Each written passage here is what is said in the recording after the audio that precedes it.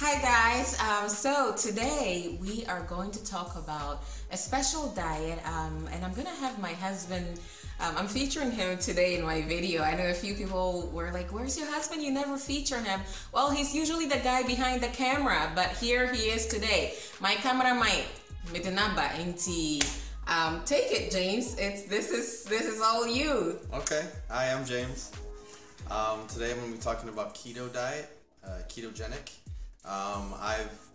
I was on it for about 2 months and saw some success with it. So I just want to talk a little bit about what the ketogenic diet is, and maybe we can talk about how you can incorporate that into your lifestyle if you're interested in it. So basically, a ketogenic diet. Before you move on, I had received a whole lot of questions about people looking for other diets to help them lose weight. There are so many schools of theory out there when it comes to dieting and losing weight. So many people, they pick and choose little bits from all different parts, and that makes it quite cumbersome.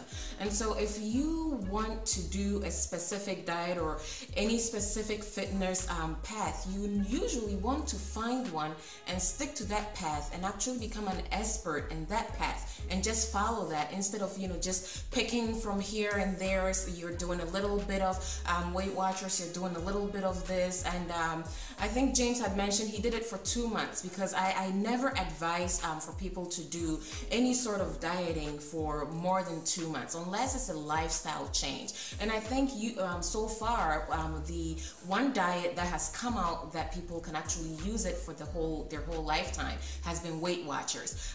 But all these other diets, if you want to do something, stick to it for 6 weeks, 2 months, and then be off of it and move on to something else that you can do for the rest of your life. I think I am all for that, and I don't think there is anything wrong with that. So I'll let you take it again.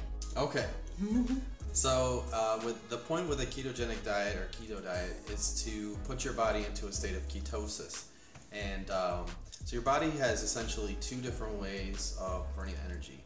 The first way and most common way is to use glycogen or glucose, which is the main part of, well, it's basically sugar. So anytime you eat carbs, your carbs all break down into sugar, and they're stored in your muscles as glycogen, and then your body is usually running on glycogen. And so with the point with getting into a state of ketosis is that you're switching over to burning fat instead of sugar. And in ketosis, the main fat that you're burning is called a ketone, and so that's where the name ketosis and then ketogenic comes from. So so with a ketogenic diet, you're essentially eating no carbs, like none. It's challenging. So there's no fufu, no bread, no rice, no fruit, nothing like that. It's a very challenging diet to stick to. But you primarily, the majority of your calories are going to come from fats. Healthy fats like avocados, almonds, coconut oil, but then you can also eat things like bacon and eggs. It's kind of nice to eat bacon every day. So I'm going to talk a little bit. So basically you eat a lot of fat, and then you eat about a normal amount of protein, and then pretty much no carbs. So the goal is to have about 20 to 30 net grams of carbs.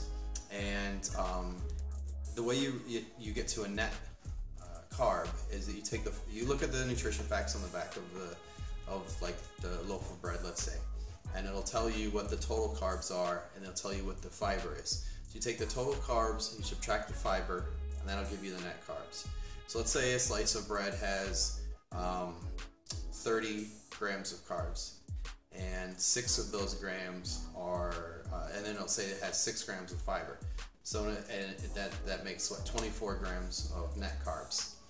So as you can see, if you're only limiting yourself to 20 to 30 grams of carbs in a day, and that slice of bread has 24 net carbs, that's all the carbs you get for the day, 1 slice of bread. So as you can see, you're probably not going to be eating bread. So when you're on a ketogenic diet, I can go through what I ate in a day. So in addition to doing the ketogenic diet, I also was intermittent fasting. What that means is that I consume no calories for 16 hours a day, and I consumed all of my food and calories in an 8-hour window.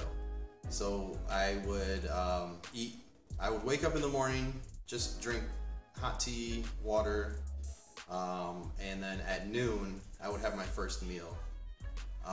And for my first meal, since I was doing ketogenic diet, and it's important to get a lot of vegetables in because they have a lot of good micronutrients. I would go and get a large salad at the grocery store. Have a lot of avocado on my salad, so it would be like spinach and mixed greens, like a big pile of that with avocados, some seeds like sunflower seeds, and cheese and bacon and chicken breast, and then like a full fat dressing like Caesar dressing. Maybe a few other vegetables like low carb vegetables like peppers, carrots, cabbage, but nothing that has a lot of starch in it, like beans,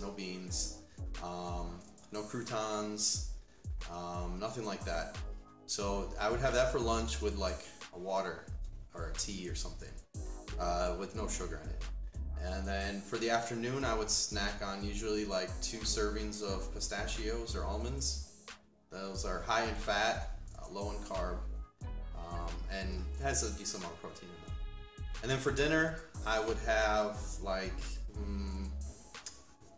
depend on the day, but usually, let's say, sometimes I had like a grilled chicken breast, or chicken thighs. I'd have like probably two chicken thighs grilled with Why not chicken breast? Well, chicken breast is very high in protein and very low in fat. And the point of a ketogenic diet is that you want high fat. So chicken thighs and any dark meat poultry is going to have a lot more fat in it. So I wanted the chicken thigh because it's high in fat. And I leave the skin on because the skin's full of fat. May not be the healthiest fat, but the point of with the ketogenic diet is you want to keep your fat up. So fat intake up, not your body fat. So I'd have like 2 chicken thighs probably with a big pile of like broccoli or green beans or something like that. Because like I said, you want to keep your vegetables high. The vegetables that are low that are high in fiber are the best ones to go for. They have a low glycemic index, which means that they don't cause like a big blood sugar reaction, a big insulin reaction. A big jump in your blood sugar level. Yeah. So that's what I would eat, and then usually like, so I would eat that dinner maybe around 6, and then at 8 o'clock I cut off all eating. So I wouldn't eat anything after 8 o'clock. So usually right before 8 o'clock, I would eat like 1 serving of like peanut butter, and that would be my dessert for the day. Because even though there's no sugar added, I get the all natural peanut butter. So it's just sugar. I mean, it's not just sugar. It's just peanut butter. It's just peanuts and no sugar. Not sugar. the skippy kind that has tons of sugar in it. Yeah. The one he got was the all natural, just peanut butter, no sugar added. Yep. Because like he said, he's trying to keep the amount of sugar and amount of carbs down total. Yep. So I would have like 1 serving of that right before 8 o'clock, and then again I would not eat again until noon the next day. Because that's your... But that's intermittent fasting. So with ketogenic diet, you don't necessarily have to do the intermittent fasting. I was just doing that in addition to it. So the point with the ketogenic diet is you're trying to train your body to burn ketones and stop burning sugar. The ketones are stored essentially in your body fat. So by helping your body transition into burning ketones instead of sugar, you're going to burn body fat quickly. That's the theory, and it works pretty well for me. It is difficult to stick to, and I found that was a real challenge, especially when going out to eat, having family get-togethers. Yeah, so like when we had like family dinners, like going to like my parents' house or when your family came over, and going out to eat is you can do it. It's just really challenging to stick to. Especially when people want you to drink beer with them and eat cake with them, and And those things you like doing. So but then when you think about the fact that you're only doing it for 6 weeks or 2 months or so, knowing that this is not going to be the rest of your life, I think that really gives you the motivation and it propels you forward because you know it's not going to be forever. I think when people think they're going to do it forever, they're like, man, there is no way I can do this. But if you know that this is going to be for 2 months and you're going to get the results that you want and then transition to something else, and I think now that James is done, he's moving to something else that it's not going to be as restricting. If you want to transition to just like a portion control diet, you would have lost all that weight you wanted to lose, and then you can live your life in a portion control diet, which is life sustaining, and it's quite much easier to do than this ketogenic diet. And I also want to point out though, when you're transitioning back into quote unquote normal eating, you have to be really careful because your body has not been producing insulin, and because your blood sugar has been you've been producing insulin, but in much smaller quantity, and your blood sugar has been really low. And as soon as you start eating a lot more carbs, your blood sugar is going to spike up, which is going to spike your insulin, and that can actually make you sick and cause insulin resistance, which can be really dangerous and can be a precursor for getting diabetes. So when you're switching from a ketogenic diet into a more mainstream diet, you want to ease into it. So start off by eating, so you've been eating 20 to 30 net carbs. Now you're going to want to switch in, start with like 50 one day and then 75 and then, continue to the point where you're eating a normal carb amount. And I will put a link down below where you can find out all that you need to know about the ketogenic diet. And also it will tell you how you can calculate these net grams of carbs that he's talking about. You can find all that information there. And I wanted to add that for some of the diets that James is talking about, let's say you want to do a typical Guinean diet or a typical African meal, it is quite really easy to use our diets the way they are made on a keto diet because they're already full of lots of fat. All you need to do is cut out the carb part of it. So let's say you want okra stew, you can have the same kind of okra stew that you always make without cutting down on the oil and all that, because in this diet you're not trying to eat a low fat. So just the same way that you always make your okra stew with your meat and everything in it, and you just will not have your carb to go with it. No fufu, no banku, nothing else to go with it, okay? And if you want to have contomere stew, you will make it like you always did with your egusi in it, high fat, use the same oils that you used to have, and have your meat, eggs, whatever else you want in it. Just cut out the rice part and the yam part and all that. And so to transition this into a Ghanaian meal or an African meal, it is quite easy. Just eliminate all the carbs and the swallows and all that we usually goes along with it, and just eat the main meal part of it. Forget about the carbs. I think for Ghanaian meals, light soup is probably something that you're going to need to stay away from because it's not very high fat.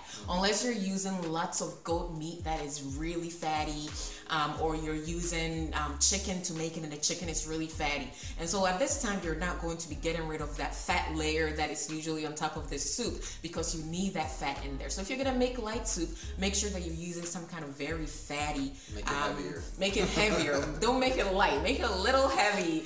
Make sure you're making it quite fatty, and that way. And you want the vegetables. So if you put you can add vegetables to the light soup if you want. You can hide it in there. Actually, when I'm making light soup for my kids, you can blend in cauliflower. You can hide it in there and make the soup with it. They don't taste it. You can hide in carrots. You can blend it in there. It tastes a little different, but you can be creative with it. So I think that's pretty much the gist of what ketogenic diet is. And with all the meals that I was talking about, the contomere and all that, if you have any questions about that, please just leave them right down below. If you have questions about some of the meals that James talked about, you can leave your questions right down below and we'll be happy to answer that for you. So you've seen my cameraman, so here he is. And thank you guys for watching. If you haven't already, please don't forget, subscribe, hit the bell button so that you will know when we post newer videos. And there are other modified, and I'm going to leave some names of people, Africans who are doing the ketogenic diet, their Instagram pages right down below for you. You can check them out, see some of the modifications that they do to their diet, and I think it will give you real idea. Sometimes they have like fake fufu, which is usually made out of some kind of vegetable flour. And so if you really want to still use those carbs, there are things that they use to substitute. I saw a really good eggplant fufu that I wouldn't have believed that it was eggplant. So that's a way you can, you know, incorporate some of those things in there. So check their pages out, those Instagram names that I'm putting down below. Check them out and see if you can learn something. And don't forget, I am on Instagram as well. Don't forget to follow me. It's the same name I have on YouTube, Mom of 3 Possible. And I hope to see you guys back again. Thank you and have a great one.